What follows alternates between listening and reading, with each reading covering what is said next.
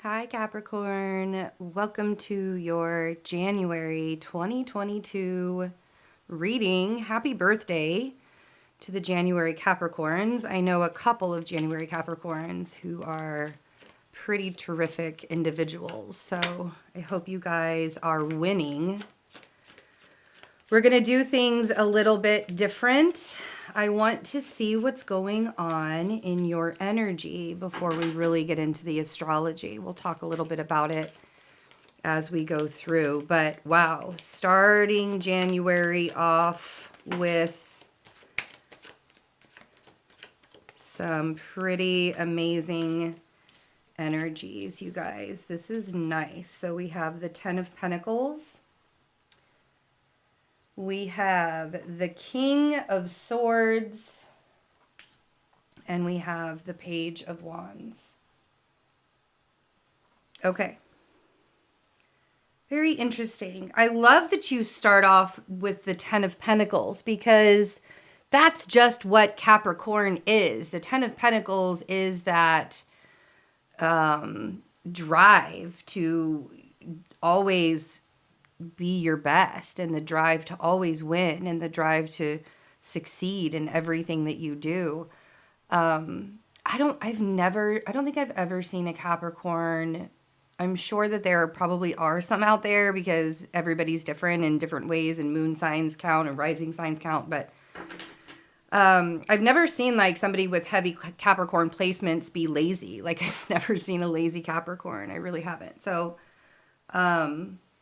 and you're starting off January in some pretty amazing energy. And I think this is really showing, it's a testament to how far you've come, especially with what we've all been through, especially in the last couple of years with the pandemic and stuff. There's been, there's so many people that can't say that they had a good holiday season, or they can't say that they have a roof over their head or food in their belly and stuff like that. So it's I, for myself, am always blessed when I always feel blessed that I can go to the store and just get groceries and not have to like really, penny pinch to do stuff like that.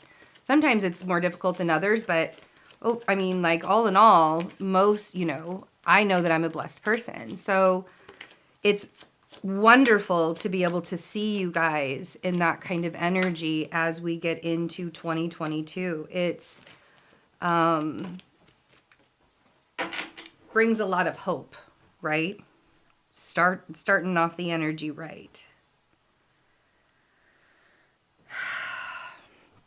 And I really feel like the Ten of Pentacles journey for you was something that was so focused that nobody was going to be able to throw you off that course. So, yeah, I mean, maybe you, maybe you could be the one that sabotaged yourself every now and then, but you had this, I mean, I don't want to be cliche and be like, you have this dream, you have a dream, but it's very true that you absolutely did. I feel like you need to have a conversation with an air sign. It could be a Virgo. I have the Moon, I have the Hermit, and I have the King of Wands. So now we have a fire sign. I'm curious if this King of Swords is actually your energy. I would not be surprised if you were being a little bit stoic in January after all the energies that we've had to go through. And there's going to be a full moon in your 7th house, and we have Venus retrograde in Capricorn. And so, and creating safe spaces for you sometimes includes shutting people out, being the hermit.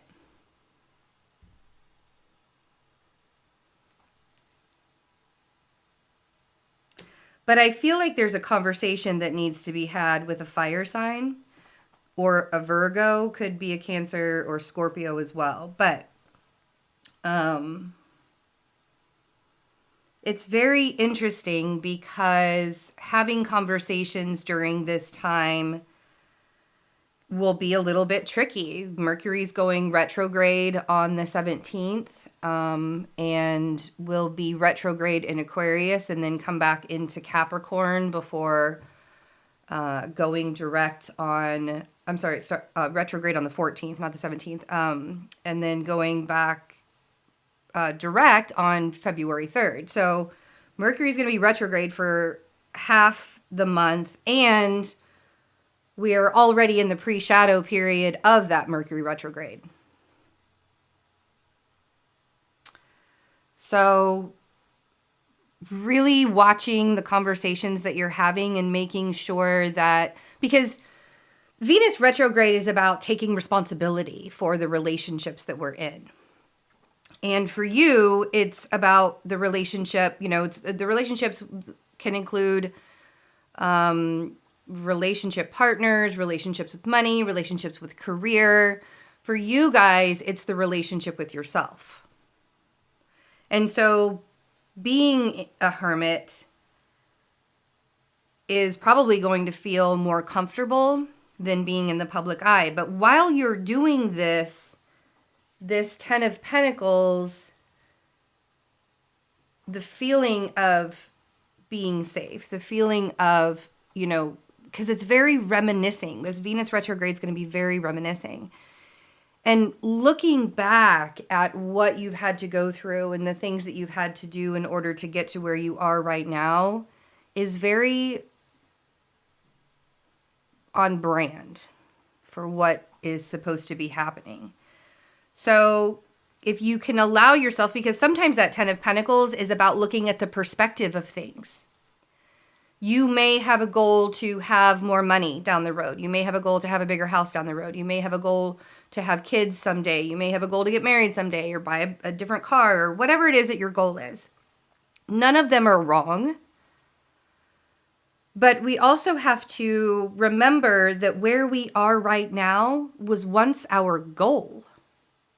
Where we wanted to be in the moment that we are. For people who have been striving to be better and to do better and to push forward and have been working with this energy in the last couple of years, while it's been really, really just horrible, the energy's been horrible. And now we're all in this process of needing to heal and having to heal and learning to heal, and Jupiter's going to be in Pisces. And that's going to help the healing process happen. But we have to remember where we came from, not so that we can sit in the past and think, oh, woe is me, blah, blah, blah, been through so much, everything's been so hard.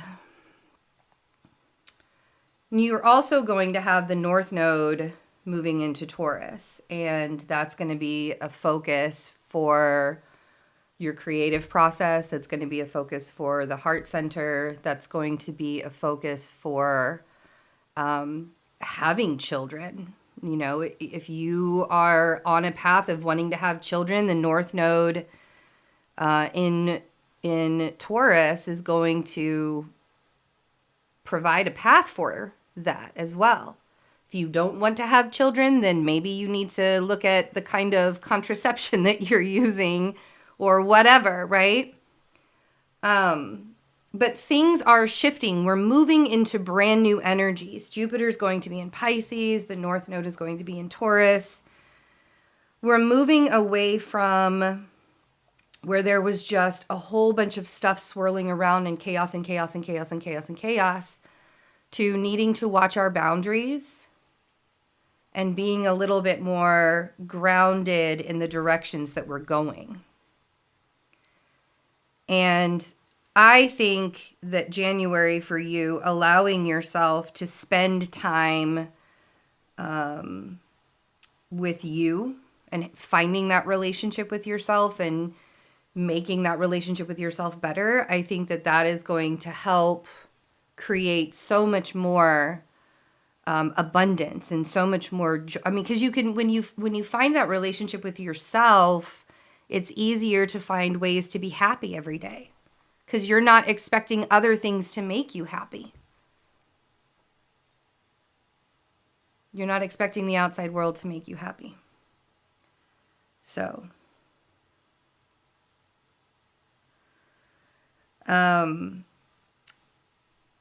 most interesting thing, I think, is when you decide that you want to have this, because I feel like this conversation is about the future. I feel like you want to have this conversation about what's the future going to look like with either a Virgo or a fire sign, or could be a Scorpio, or Cancer even. But I feel like once you decide to have this conversation with this fire sign, things start to, like, the road starts to open up a little bit more. But it feels like it's sort of just you're marinating. You may even be overthinking it a little bit.